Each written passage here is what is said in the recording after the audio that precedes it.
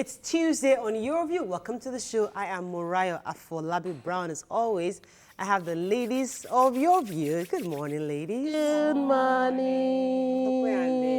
Orange in today. Yeah. It wasn't planned. Miriam Nice. and I didn't Muriah are greening today. And Muriah and Miriam are greening. Oh, yeah. How you doing, Miriam? I'm fine, thank you. Today I just came to show off my son's skills. He made this for me.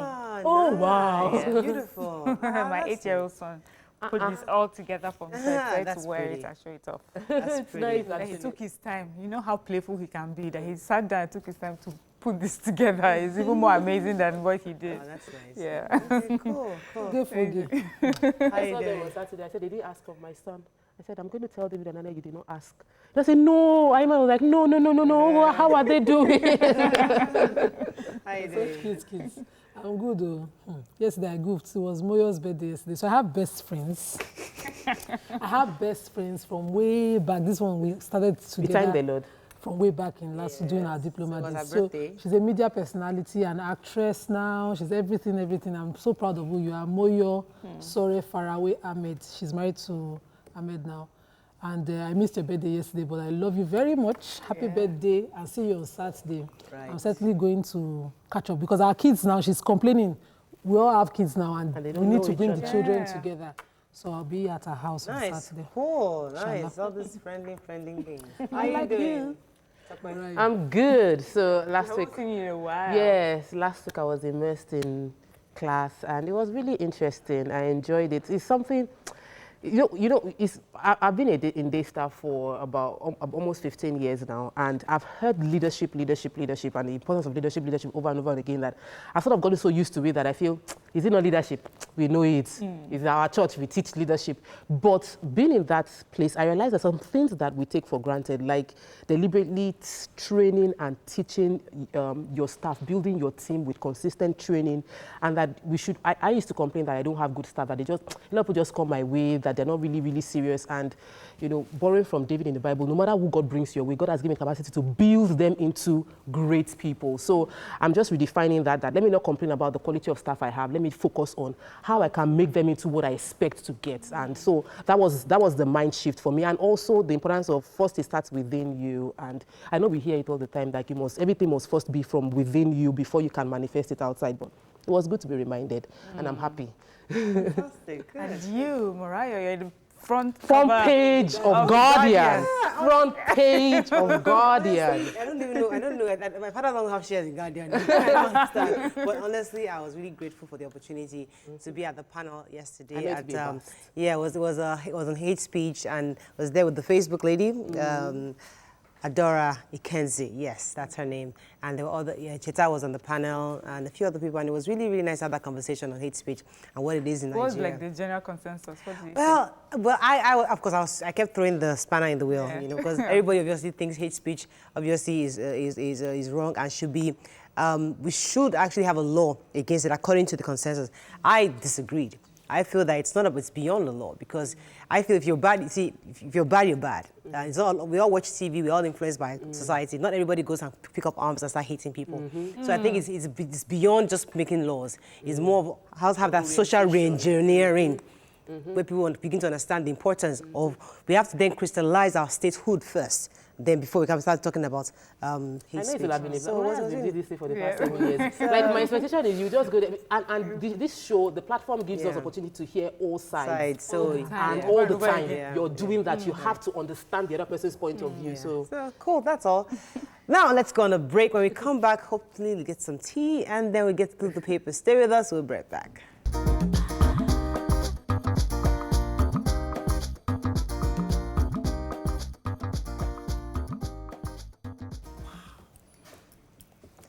Okay, let us start with the nation.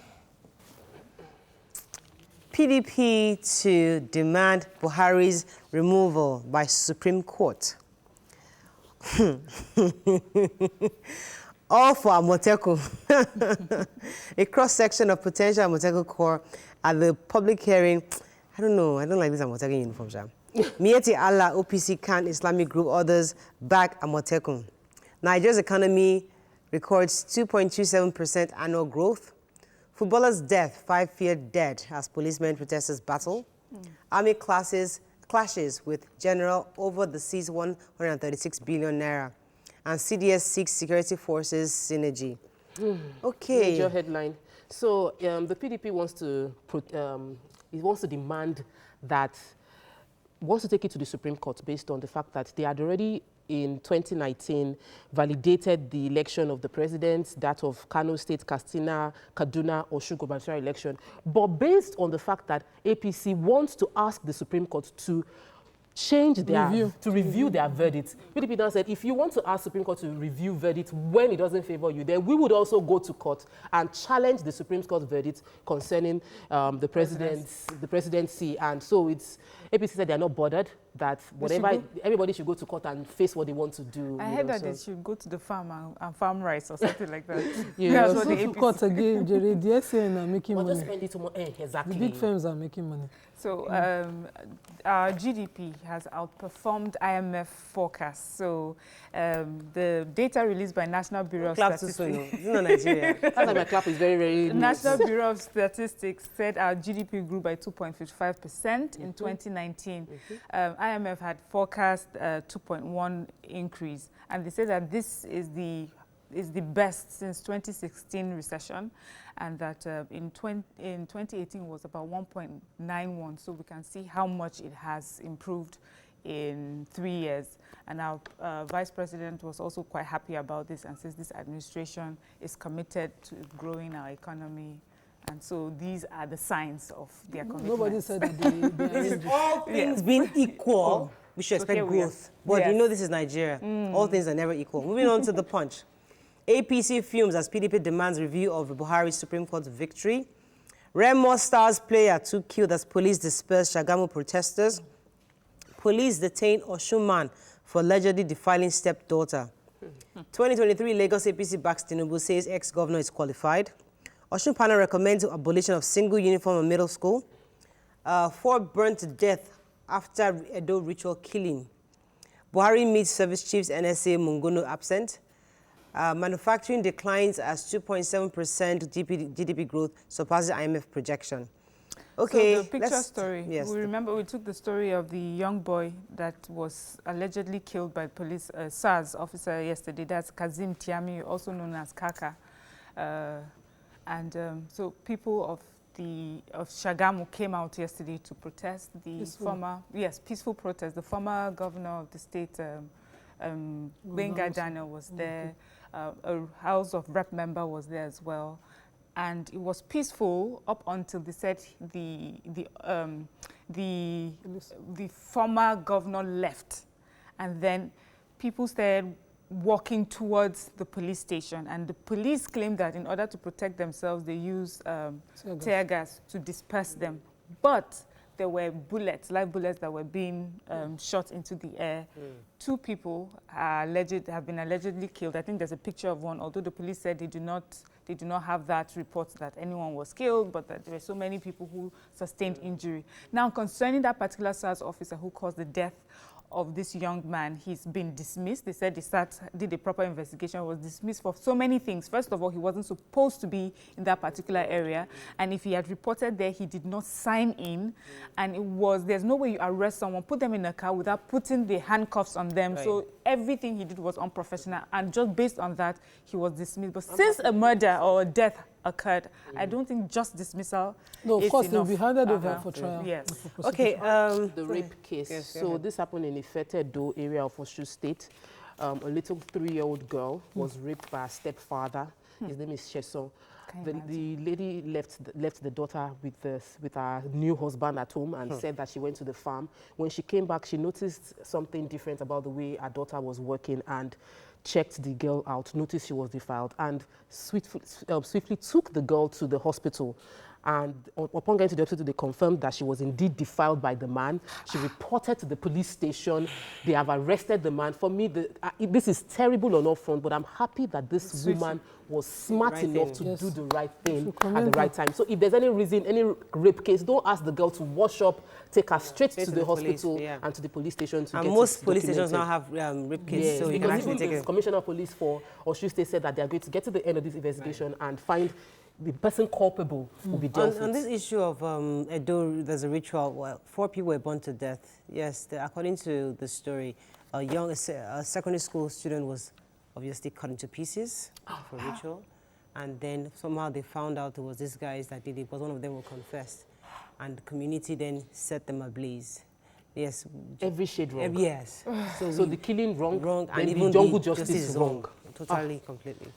Moving on now to Daily Sun. PDP returns to Supreme Court over Buhari's victory. 5-year dead as protests rocks Shagamu. So the figures, we're hearing 2 deaths, we're hearing 5 deaths, we're not sure which it is. NERC abolishes estimated billing system by discos. Assets Declaration Court strikes out case against Igiri Madu. Job for sale, Senate probes 3 million naira NPA employment letter. Buhari service chiefs meet. Uzodinma revokes Ihedioha's road contract. Let's talk about NERC for a second. So I need an expert. I read this story through and through. Too many big grammar. But there's an order on capping of estimated bills in the Nigerian electricity supply industry by NERC. And by 2020, only metered customers can be, debited for the use of power, and all unestimated bills should cease and stop working by then. So I hope that this ultimatum will force the discos, of course, to meter up people, or else people will start, of course, stop paying them. Take one more straight. The job for sale, who has that? The 3 million NPA. The Senate has launched an investigation over alleged sale of employment letters from the Nigerian Ports Authority. So this particular person was even presented at the National Assembly, the particular committee that is investigating this allegation, and he said he paid 3 million to get this particular employment letter, and they have received many complaints about these underhanded activities happening in NPA. So they said they are going to make sure that their investigation is thorough and find out who these people are making money from selling employment letters to Nigerians. Okay. Can you imagine? If you have 3 million naira to buy employment letter, they should just extend it to NIMASA and even all federal government agencies, because merit is no longer. People pay for it. Moving on very quickly to Vanguard. Miyetti Allah, others back, Amotekun, demand inclusion. I respect my suspension, says Oluwo. Oh, finally he admits he's been suspended. Oshomole's men knock APC Governors Forum DG over memo. PDP demands review of 2019 presidential and 4 governorship polls. Osun panel recommends reversal of Aregbesol's education policy. Obaseki training militia groups. Igbo leaders tackle Governor Umahi over comments on Southeast security, and Nigeria's GDP outperforms IMF forecast. Let me talk about Osun for a quick second. You have that story. Go ahead. Yeah, so the Osun current governor, Oyetola, set up a committee to review the educational policy, and they made some recommendations, 11 of them, one of them including that they are going to revert the educational policy from the 4-5-3-4, which was a combination to aid the feeding program they were doing at the time, into 6-3-4-4. It was saying that even though the education is under the concurrent list, which means that each state can decide how they want to run the educational system, they want to flow more with the national policy, closely aligned with the national policy. They also mentioned that they are going to they don't agree with the single uniform, because they had major controversy around what we discussed about the uniform and the hijab and all of that, and the governor introduced single uniform, and they want to go back.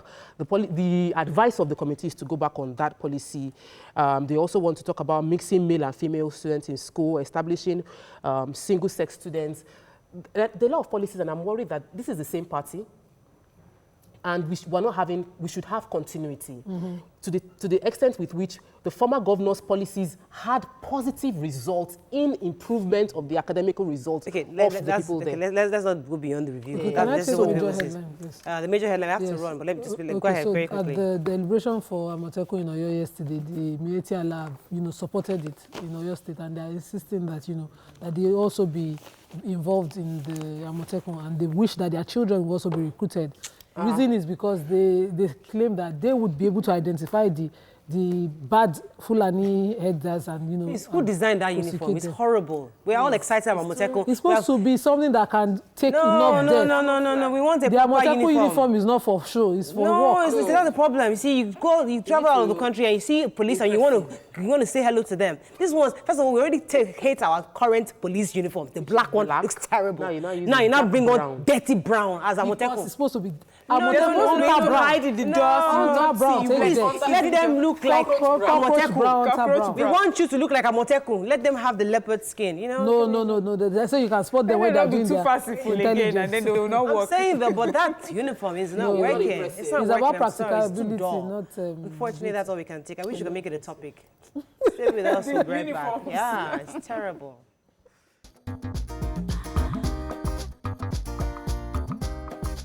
Stay tuned. Your View will be right back.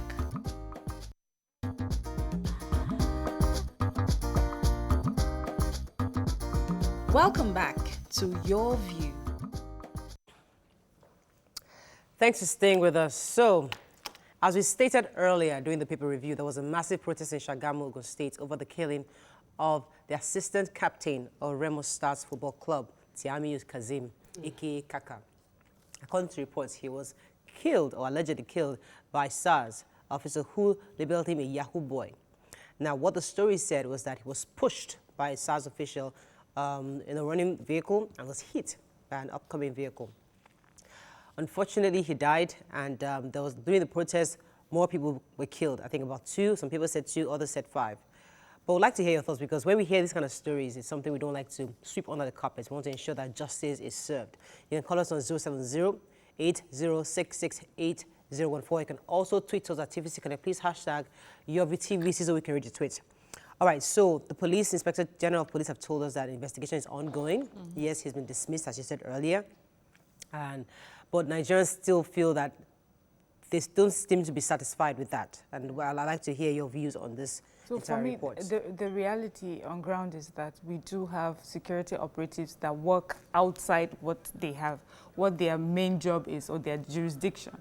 So they take advantage of the uniforms that they're wearing or the authority that they have and perpetrate crimes. So of course, in the papers, we already found out that this particular SARS officer was not even meant to be there in the first place. He had not reported officially to be in that position.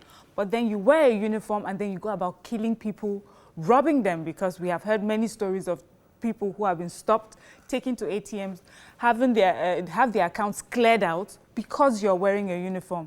And I need to speak to the top management of our security operatives. You need to do something about this, boys. You have heard this story over and over again. And usually when we call them to speak to them, they're always on the defensive, as if these people are just saying nothing, or it's just one person out of so many. It may be, but it is something that is constant. And people are dying and losing their lives, losing their money to people like this. But trying to look on the side of the police, they seem to have swiftly actually addressed this issue. They didn't let it ponder. Immediately it happened, we saw the Inspector General immediately said something about it, and we're being told already within days that this person, the alleged, the man was actually immediately dismissed. So the point I'm trying to make is that we will think that there is a bit of an improvement based on what we've seen in the past. I would like you, do you agree or disagree? Yes, I must agree that, the police has really improved from what we used to know, but then there's still a lot that has to be done. I remember the Iba killing, where we saw a clear video how policemen brought out people in handcuffs, shot them till they were lifeless, and nothing has happened. In fact, what I read, I've been trying to get the paper where I read it, is that they had a valid excuse for killing those young men that were suspected to be thieves, and that they are not, going to be dismissed or prosecuted. Those police officers involved in the Iba killing of those 2 young men suspected to be phone thieves. Now, the law does not allow such taking of lives. It has to be because somebody has convicted them. A valid court, not just somebody, has convicted them for that crime, which means they've had their day in court, they failed to prove their innocence, and that's it. Not that, extrajudicial killing like that is carried out by police officers and nothing happens. But in this case, there was no extrajudicial This is killing. why... I want us to be very careful. No. This... What we're saying in this, what we're told This was a failure of procedure that led to somebody's death. Absolutely. And it's deliberate when you push somebody out of the bus. So we don't know... So whatever the consequence of that action of pushing somebody out of the bus, you should have foreseen. There's a law called law of foreseeability in law that you should have foreseen most likely what will happen to that person. If either your intention was to cause grievous bodily harm or was to kill that person. So the consequence of what happened, the life of that boy was intentionally taken. So as the police have said, they're looking at all the facts because remember the witness was there. I'm coming there. Okay. We know that they would always do their work after. They would try to do something. What I would expect is that this trend, because the EndSARS hashtag that trended all that time brought some results. But who would have loved is that, you know, there's a proper reorientation of the police force, you know, restructuring of what happens within SARS, such that we can avoid this style of, you know, pick them up, walk them down. Yes, they gather intelligence by that, but, you know, the police has to be on top of that. They have to have a disciplinary agency or something within that place to say, this is not the style of arrest anymore. So exactly. Bring to the station. So what really caused the death is not so much that it was the fact that it was pushed, but was the fact that the procedural process was not properly followed. Yes. Because if it was, maybe they wouldn't have any push in the first place. No, but really, no, he was pushed. We don't even know if it was really, we don't know the story. We're just hearing was one person's witness and testimony saying that he was pushed. The police is still going to investigate to know exactly what happened. So beyond isolating this issue, is that we can use this issue as a signpost to the challenges within the police force, especially within SARS. And we've seen many videos, thank God for social media and ability to record, because it would have been, they said, she said. But we've had enough videos of reality of abuse of power by the police force. So what we're appealing for is that the training of the police is to secure people. Nice. You know, it is not to carry out justice or to victimize someone you feel has done something wrong. It's not to punish people on the road, which is what we see. People hit with stick, they hit with all of that. The idea is when you arrest someone, treat them like human beings until you prove that they are guilty, and then the law determines what the punishment should be. They are human beings. Let us respect each other. So the policeman does not feel he should respect that person that he sees as a criminal, or someone he sees, oh, you are a Yahoo boy. Stand up there, kneel down on the floor, bring out your phone, open your account. How do you have 1 million naira in your account? You must be a Yahoo. Is it on the road you try? We need to teach them on how to treat human beings, because really at the end of the day, they are meant to protect us, and we shouldn't see them and be scared. Many people see police officers right now, and the first thing that goes to mind is that, hey, stray bullet, oh, I'm scared. That shouldn't be the idea. I should be able to run to the policeman thinking he will protect me, not that I'm scared that let me share something that happened on Friday. So there was an accident at Alakija on Friday. It involved a truck that totally smashed the bonnet of a car. And I was just concerned looking, and suddenly the victims of that accident were people I knew. They were colleagues of my husband. So I stopped and said hi, and you know, just, you know, to share something with them. And then I started to drive off. Then the police are taking this Korokwe small bus, a gang of police officers with guns. And I was trying to swerve. I was trafficking. So one reckless car went, and then a bus full of police officers was trying to do the same thing that reckless car was doing, even though I had the right of way. Once I started trafficking, that means I want to go to that side of the road. And then they rushed and said, threatening me with the gun. I just sat down carefully, because they probably don't know that it can turn to something that is trending. But I had that first hand with guns. And even after I had passed, they said, look at you, woman, ordinary woman. And it was because of the power of the gun. Any silly thing could have gone wrong. Good morning, Shagun. Thanks. Are you calling? Yeah, go ahead, please. Go ahead, please. Yeah, you know, what really happened is that how can a policeman just arrest a boy going on the road, even the boy may have even explained itself. And this really happened in Akute too.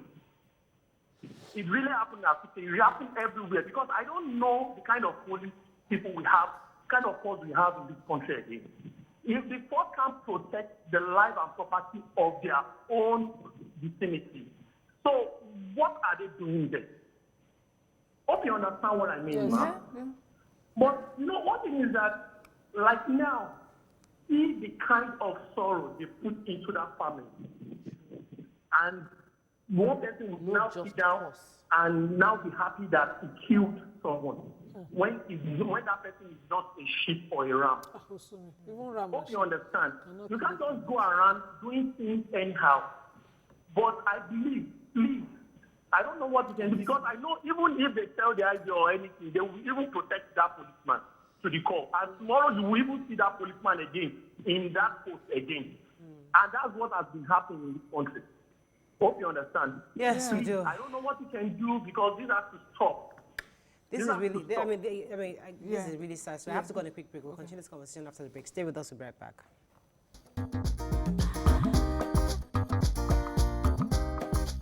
Stay tuned. Your View will be right back. Welcome back to Your View. Thanks for staying with us. So as we wrap up on this conversation concerning the killing in the death of the young man. So so see, the thing is, we're talking about how the police has improved now, and the reason why they have improved is because Nigerians have stood up, and they decided that they cannot take this anymore. We're using our voices, so we will not keep quiet. When this happens, we'll still keep calling them out. We will always thank the NSAS hashtag and the Sega links of this, of this country, and everyone who's added their voice to this. And even though it seems like everything has sort of died down and maybe they think that eyes have been taken away from them, so these rogue policemen or rogue SARS officials are able to come out and start doing this. I say this because their activities has affected me personally. I know kids, young adults who are in the car going somewhere and have been asked to stop and taken to ATMs and asked them to take all their money out. And they were threatened. They said, if you talk, we'll kill you, and no one will say anything. They have taken the case to the police.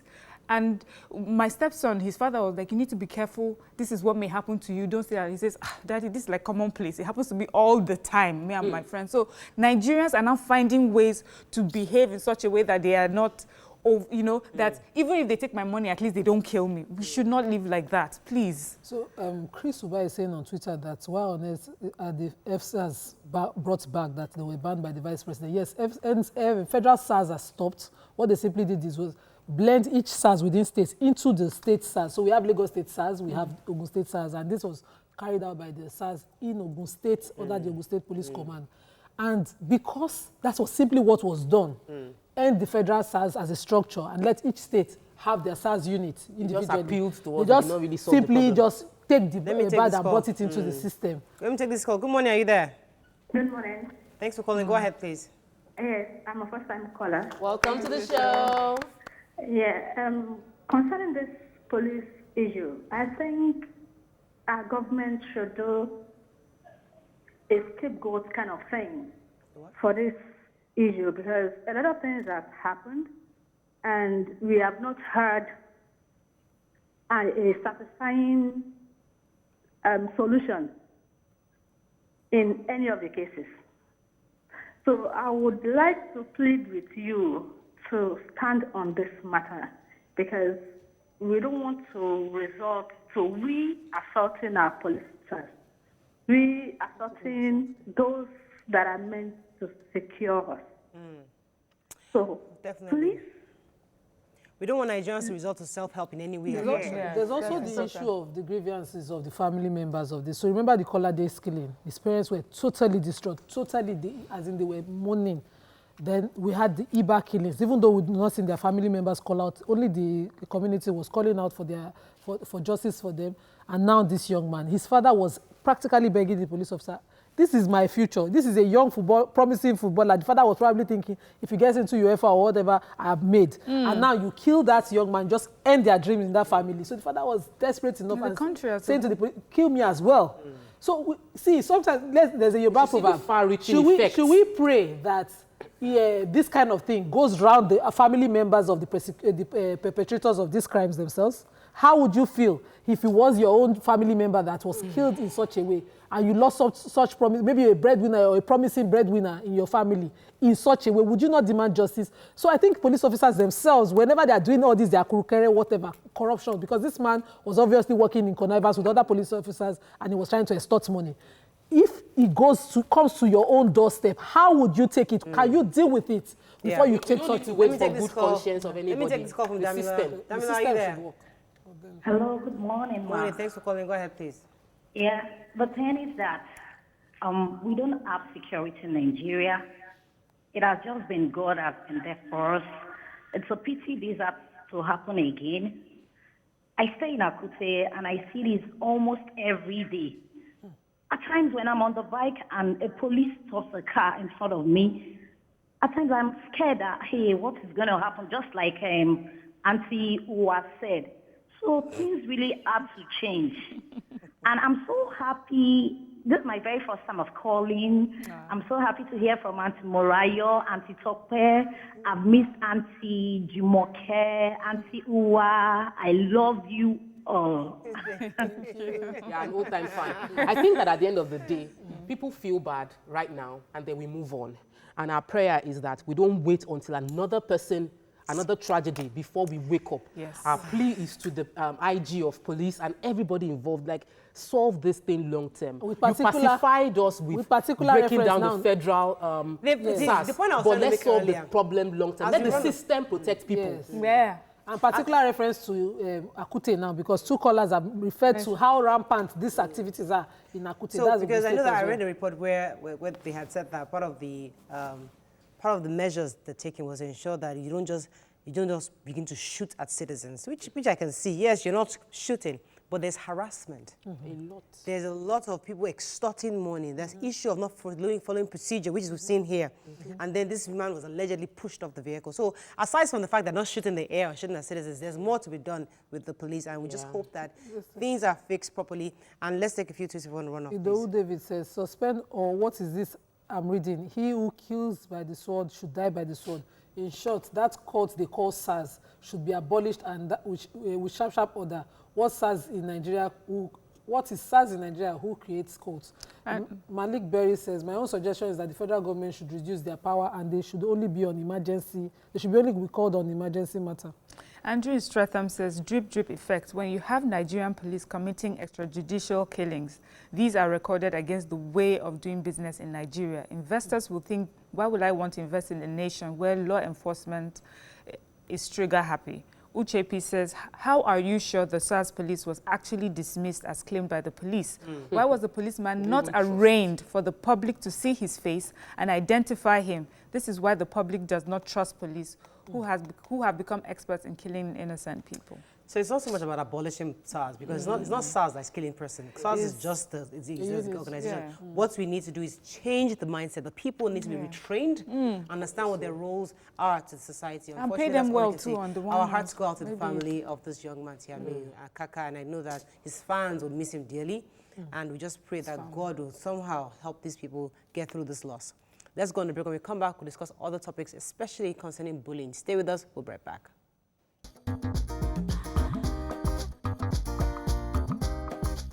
Stay tuned. Your View will be right back.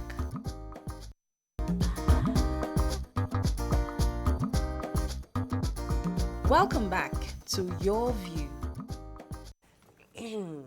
Thanks for staying with us. Recently, social media was buzzing with a video about a 9-year-old who was constantly being bullied at school. This video showed her son was bitterly crying and asking that his mother allowed him to commit suicide. The mother, on the other hand, whose sadness could be heard in her voice, said that she had many times at this school always tried to help this boy concerning the attack on him, but nothing has happened. Now, for those of you that haven't watched, please look at this clip. So I've just picked my son up from school, witnessed a bullying episode, rang the principal, and I want people to know, parents, educators, teachers, this is the effect that bullying has. I'm gonna kill myself. This is what bullying does. So can you please educate your children, your families, your friends, because all it takes is for one more instant and you wonder why kids are killing themselves. Give me it right now. I'll freaking stab myself in the heart. You watch me. Even you too, Carolyn, I'm looking at you. You don't even do anything. And Mrs. George got me the dumbest shit in the class. I want someone to kill me. And you have me. And this is the impact bullying has on a 9-year-old kid that just wants to go to school, get an education and have fun. But every single freaking day, something happens. Another episode, another bullying, another taunt, another name calling. So is there any advice or support or anything that other parents or, families have done to help raise disability awareness and education within the school so that this doesn't happen? Okay, so this is obviously very breaking for a lot of people who watch this. We brought some tears to people's eyes. Joining us on the show is a parenting practitioner, Ronkeposh Adeniyi. Welcome to the show, Ronke. Thank you. Thanks for having me. You can join us on 07080668014. You can also tweet to us at TVC Connect. Please hashtag YourTVC so we can read your tweets. All right, so this young boy is a dwarf, and that's why he was being bullied. But aside from his own condition, there's so many other young kids that are being bullied out there, and for different reasons. You're too dark, or you're too fat, or you're too skinny, you're too tall, or you're slurpy. You have a lisp. There's so many things why kids get bullied in school. And we'd like to have this conversation because parents have not been able to understand how to train and raise kids. If your child is a bully, if your child is being bullied, how do you manage these circumstances? So let's start from this video. When you watch this video, what came to your mind, and how do we start as parents to begin to help our children who are being bullied? Okay, thanks. Thank you. In fact, when I saw the video, the first thing I did was tag all my educator friends. That was the first thing I did on Instagram. Like, something has to happen because it's getting worse. It is actually getting worse, and that's from the ignorance of a lot of people. So I saw posts where people were being abusive as well. And I saw posts where people were even saying the boy is not even 9, he's 18, which is also in itself bullying still. Yes. Because you can be a bully and not even be aware that you are a bully. Your child can be a bully and you're not even aware that your child is a bully. So we really need to track it, and we need to be very, very aware of these things. Growing up, I was still telling a friend outside that growing up, I had friends that we knew, but we don't know where they are now. Whether they are alive or dead, we don't know, because their parents hid them. Because they had one disability or the other. Yeah. But we thank God that at least now we go to birthday parties, we see children that are in a wheelchair or there's one thing or the other. Children are not neurotypical. But you find that even children, yesterday my daughter came down from the school bus, teary-eyed. And I asked, I said, what's going on? What's going on? And she had been bullied. She sits somewhere on the bus, the year 10 children came, they want to sit, and they do these things. But the important thing is that schools and parents need to continue to advocate. We need to tell our children. We need to let them know. Like you said, some children don't even know that it's wrong for them to be doing what they are doing. Let me hear Nemo's views on this. So, the problem I have is the failure of the institutions, because this is a mother who is trying to do her best to protect her child. But then she has to give her child at least 6 hours a day to some institution, teachers, school, and everybody else who has to take over parenting, and they ignore bullying. So I watch my children. I'm hardly at home, so I spend a few times I spend with my children trying to find out what their day was like, to find out if somebody even ever tried to do any form of bullying to them. Every single time I try to reach the school or the teachers, they don't know what I'm looking for. They seem inept about why are you asking these questions? Why are you digging for these kind of things? Maybe I've had a conversation with my child and I suspect certain things, and I'm saying to the teacher, if this happened under your watch, you are the ones who fill in this gap for me. Let me know exactly. And they're wondering, I was just teaching. So they go to school just to teach. How do we tell teachers that their job, what should institutions do for the people, the personnel that they put in these children in their care? How much of preparation should they do on them? And how should they equip them to even know, to spot things like this? So it's a tricky one, very, very tricky one. Now, teachers are there to teach, we understand that. But at the same time, a lot of private schools, let me use private schools in this case, they are kind of like being bought by parents. So when something happens, you see that the parent is there. They are the bullies, they are the actual bullies. They're coming to fight the management, that this happened, and there's a little spot on my child's arm, something happened. So sometimes the teachers are like, I can't shout.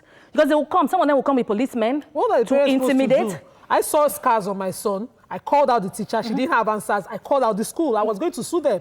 Who should fill in that gap? How did he get that scar? He can't come home every time with a scar and then I'll sleep now. Where is he getting the scars So from? You have to, the questions. The teacher in whose care the child is in between certain number of hours a day must be able to say what exactly happened. The story of bullying. Except she wasn't in class. And a lot of times, I was caught in between this, really touching and shocked. And I had two people's opinion at the same time because I was watching with my kids and a friend's kids. The first person was like, this is in Nigeria. She shouldn't have put her children in that, a child in that school because these are children. What does the child know? At the end of the day, the child is innocent and seeing a funny, weird-looking person and is wondering, why do you look weird? The child is that the person's opinion was that the child is too small to comprehend the difference. My own children at the moment that they saw the video also had that reaction of, why does it look funny? Why does his face look funny? So, being that I had watched the video and I was watching it again when they saw it, I now used that moment to teach them about dwarfism, that these people are human beings, they have deformities, and that's the way life is. They didn't create themselves. There's nothing they can do about it. So I was able to make it a teachable moment. But that's a child that I feel has compassion. I raised my children to be compassionate, but yet the first reaction with seeing something that is not normal is to query it and be. So it might come across as being bullying, like as bullying, but the child just didn't know that this is. Okay, but when I'll come to you, Miriam, because please 1 minute. Talk about the example you just gave of a child not knowing is someone's failure to inform.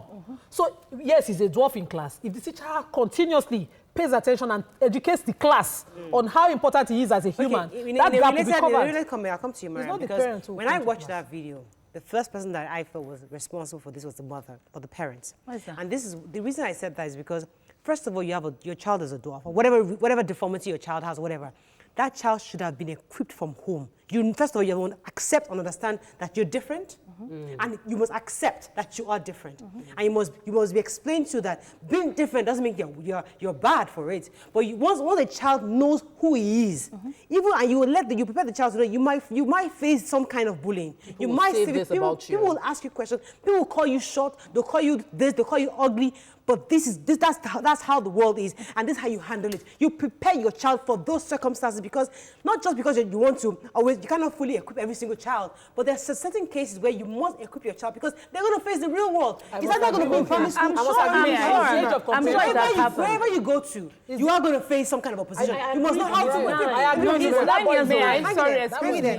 Sorry. May I? Okay, so, let me just respond to you. He's a child.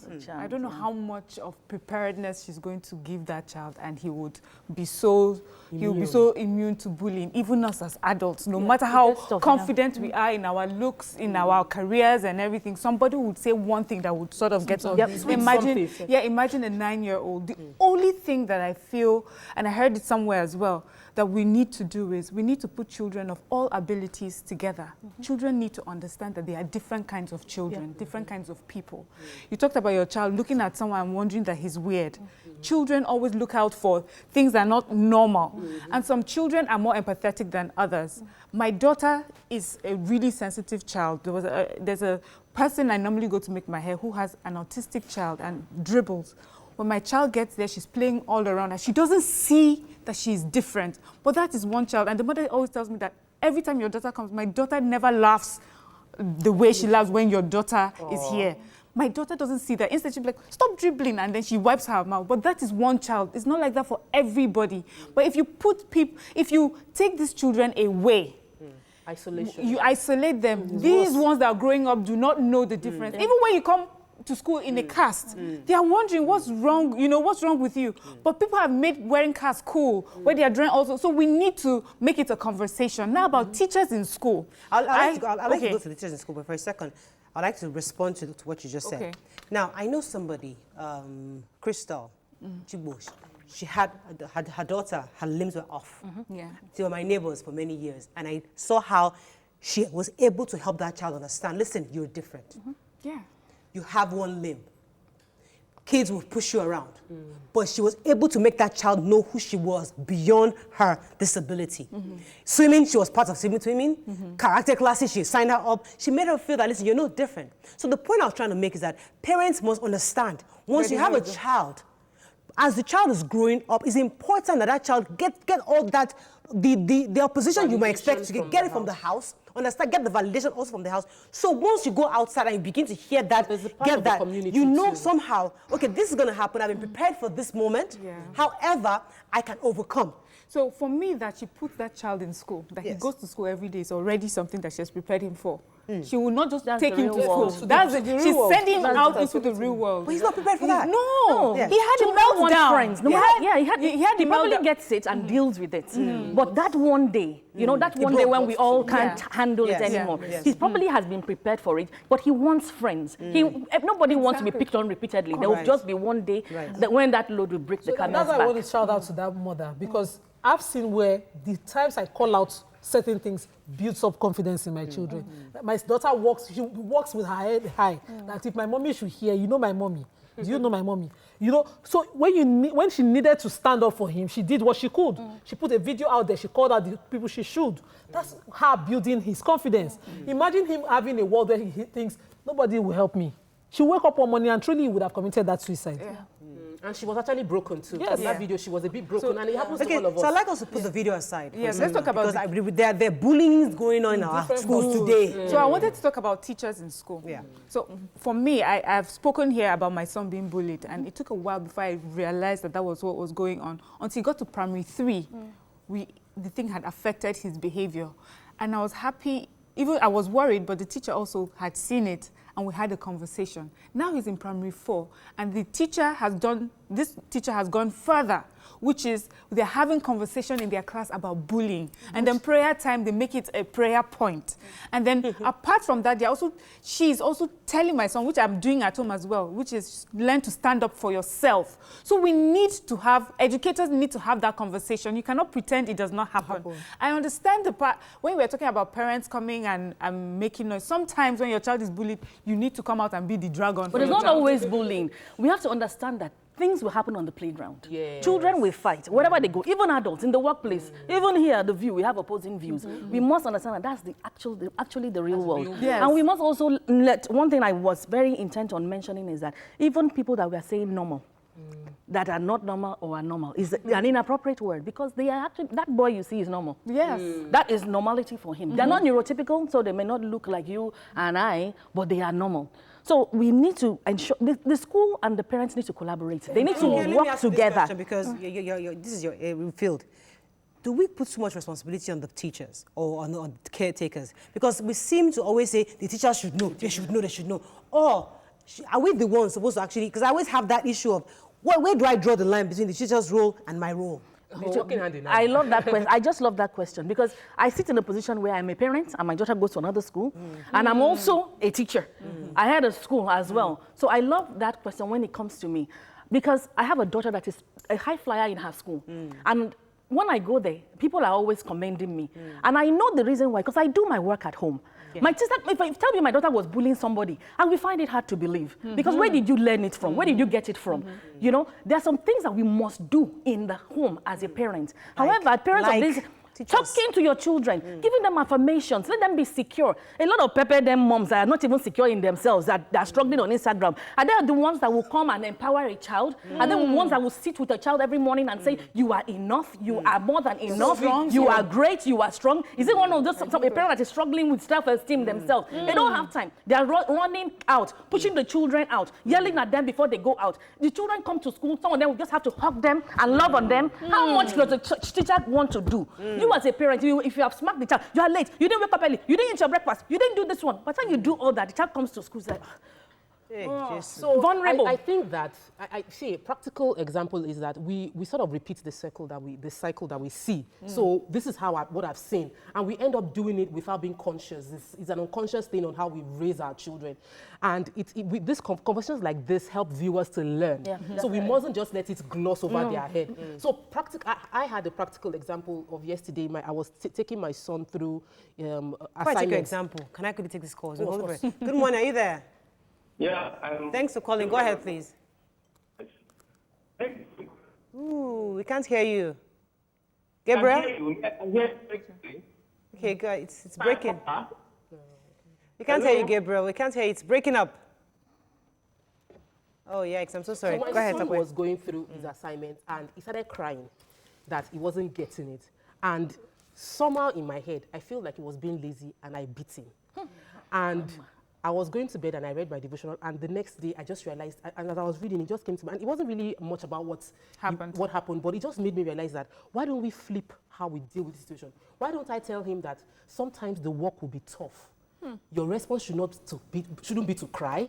It should be to think calmly and find a way to solve the problem. But my default from what I've seen around me and how I was brought up was to beat that weakness from the child. Which is so bullying. we had that conversation in the morning. Bullying. We had that conversation in the morning, but how many parents take time to think through their actions? So we're just busy living life. So we must be deliberate about how we interact with our children and then let them understand that these weaknesses happen. I was bullied a lot as a child. I was too tall and I was extremely skinny. Yes. And every name was called. We're in the same and room. my parents never brought it up that this is who you are. You should. There was no confidence from my mom or my dad. Yeah. They just felt like you will be okay. You just reminded me of something. Let me take this call first. I come to Nima. Good morning. Are you there? Yes. Hi. Good morning. Thank you. Go ahead, please. I'm a first-time caller. Welcome to the show. Okay, so I want to talk about bullying. Yes. You know, when I saw that video, I thought about myself. I remembered myself in elementary school. I was a class monitor and I was bullied. And that affected my speech member growing up, and I started stuttering. So I stuttered until I finished university. It was in my graduate school when I was in my master's that somehow I started speaking normal, and then my confidence came back. So I think that perhaps we should try the "it takes a village" model that our parents used in those days and worked for them. And we should all come together and support, parents that their kids are going through such. And somehow social media has been sensationalizing the suicide of young people. That is why most of them are seeing it as an exit from bullying. Right. Thank Fantastic. you. Thank you very much. Yes, Nima. So again, on this school thing, when a parent spots scars on their children, the school can say it was from the playground. I saw him slide. This is where, if that question remains unanswered, that parent goes to sleep. That is not a good parent. You must fill that question with an answer before you rest. The failure of the teacher to answer it is failure in her capacity to be a teacher. So, now, but you can ask your child now, what happened to you? If your child is a toddler, for God's sake. And that's where the issue is. Exactly. But if the child is talking, you can say, I fell down on the playground. Because cameras are not on. Some typical class has 20 children in the class. So let me walk you through. I have two children. One at that same age could tell me exactly what happened. The other would be like, I don't care, and the sky is there. So I needed someone that could talk because this one's speech is slower than the other to fill in the gap. So I was a worry parent. I've done my best. So some parents are hot. In fact, if I had gone to school that week, that thing happened, I probably would beat up. Till now, I still have images of me catching that teacher somewhere and giving her the hold on a minute. That's how parents would know. I'm not trying to justify. I'm just saying that some parents, you see them when they're hot-tempered, they're asking questions, they're angry, and you think that this is just a worrisome parent. That's a parent who is worried. What will I do? This child wasn't there. I wasn't there to protect this child. What have I failed? That's a parent having those issues. So I'm just saying now that if we I wanted you to talk to schools now on how to equip teachers to know more that their job is more than teaching. It includes also watching the children, even seeing whether a child is eating healthy. Because our school has gotten there because some parents like us has raised those questions and we've gotten there now. That's what I wanted you to address. Okay, so for me also, I wanted to address just what the last caller said, where she said a village to raise your child. It takes a village to raise a child, but I'm just afraid for the sort of village that we have now to raise our child. Good. So now you're watching this video and a lot of people came out heartbroken. I can't believe this happened to me. And yet I'm wondering, so who are these people that are heartbroken? Where were they when it was happening? Who are the people bullying? How come there's so many people heartbroken and yet there's so many people bullying? What is happening? Is it that until we put it on social media and we put a name to it, then it happened, then, it touches us. But every day we're bullying children, we're bullying each other. Let me take this caller. Good morning. Are you there? Yes, good morning. Thanks for calling. Go ahead, please. Okay. You're live. Go ahead, please. Okay, good morning, ladies. Morning, Tammy. Yeah, good. I'm a first-time caller. Welcome to the show. Okay. I just saw the video. I'm seeing it for the first time on your station. It's such a pathetic video. And I've been listening to what all of you have been saying, and I think everyone is correct.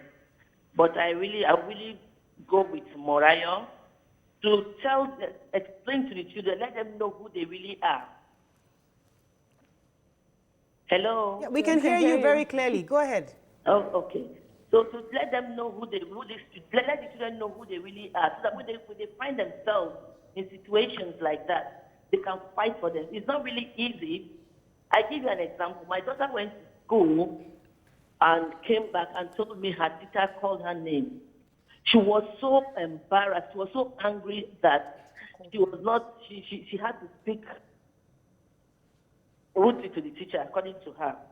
I told her, I'm like, you didn't really have to speak rudely to him. She was like, do you know who my mother is by doing this to me, by telling me that? Then the teacher said, who the F is your mother? So my daughter, my daughter was so angry. So talking about parents that go to school angry with, this is a private school, you're paying money. You don't know when you get so angry and want to go to school to go. Which one Nima was saying earlier. You become a dragon. How do you sit down and let your child be bullied? Unfortunately, we have to go on a break. Stand up for themselves. Tell them who they really are. They shouldn't let anyone to bully them. All right, thank you very much. Thank you very much. We have to go on a quick break because Nima has raised that issue of how the role of the teachers going beyond just teaching to monitoring. But the teacher is also saying that the teacher cannot be everywhere at the same time. So how do we fix that problem? Class with just 15 bullying of a neurotypical child is different from bullying of a child that has a disability. Right. Now, if a child is blind and is in school and is pushing a gutter, and you are saying the child you are affirming the child, you are telling the child to be confident, you are telling the child, it's difficult when a child has a disability. Let me run for a quick break. We'll be right back. Stay with us.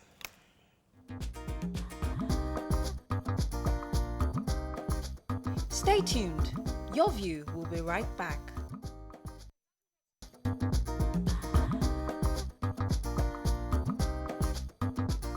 Welcome back to Your View. Thanks for staying with us. So as we wrap up, I'd like just to say a few words to our parents and teachers. Yes, who wants to go first? Yeah, so for me, for parents and teachers, for teachers as well, I understand that they have their work cut out, but it's important that you pay attention. And I can give as I give good examples of my son's primary 3 and primary 4 teachers. They paid attention. They noticed something.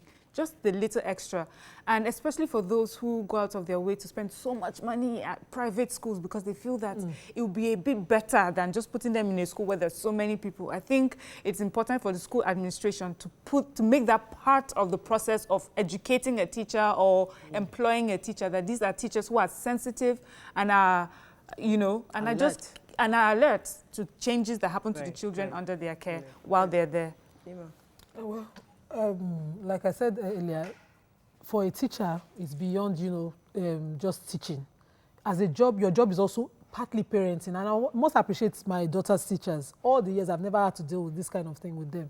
But for my son, I was worried, and I found out something very damning about the way he was being taught in school. So every school should have a form of training, which the school even put her through. She's just a terrible person. Every school should have a form of training, and they should have backup checks for how the teachers deal with kids, especially when they're toddlers, especially when they cannot speak up for themselves. An issue of toddler, I'm talking about, not toddlers, I'm talking about bullying. I want us to really touch the issue of bullying. How do you ensure when your child is being bullied or when your child is a bully? What do we do? I want to talk to parents that we should deliberately raise children that have compassion. And you should tell them over and over again that you should be caring, you should be loving, don't bully, don't complain, don't insult people around you. We should, as parents, impute the right values in them, that if you see someone bullying, speak up for the bullied person. And that's a job we as a parent should place into our children, the values we should push into them. And while I know the schools should do their part, I would always say, parents, have your eyes on ground so that you know and you can spot when things are going wrong in your children. Fantastic. Yes, parents should work together with the schools. It's not war. So we're working in the best interest of the children. So we should collaborate. We should work together. And schools as well should ensure that, especially when the children are not yet talking, we should ensure that one person is not left with any child at any point in time. In our school, no matter what, even only one child, there must be at least 2 people there. But you try and have windows that are open, have glass doors at the top, somewhere you can check, have cameras, have security, structure in place. Let people know what is happening with these children. Because some of them are doing this thing, they don't even know what they are doing. So just keep your eyes on ground, and please, it's not war. We really want to work with the parents. We're all adults. Because, I mean, I was growing up, unfortunately for me, I was told I was beautiful. I was told I had fine legs. I was told I had I was given this nice description of myself to boost my confidence, but unfortunately it came late. It came when I was already in my 20s, or early, I think it was when I was about 16. I'd already been bullied for the first 16 years. So by the time I was being given that information about my mother, they've already told me outside that you're ugly, you have bull legs, you are this, you are that. I mean, I've heard they've described me, they defined me already outside. Yeah. So she called me telling me when I was 16 that no. For me, it fell on deaf ears. So we should do the job. So the point is, tell them early.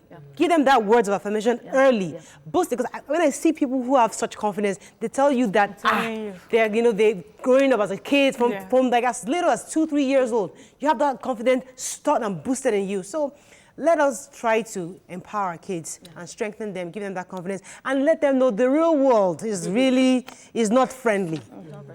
They will bully you out there. But you must know how to defend yourself and how to report to authority whenever when it happens. Unfortunately, that's all we can take. Have a fabulous day. We'll see you tomorrow. Bye-bye.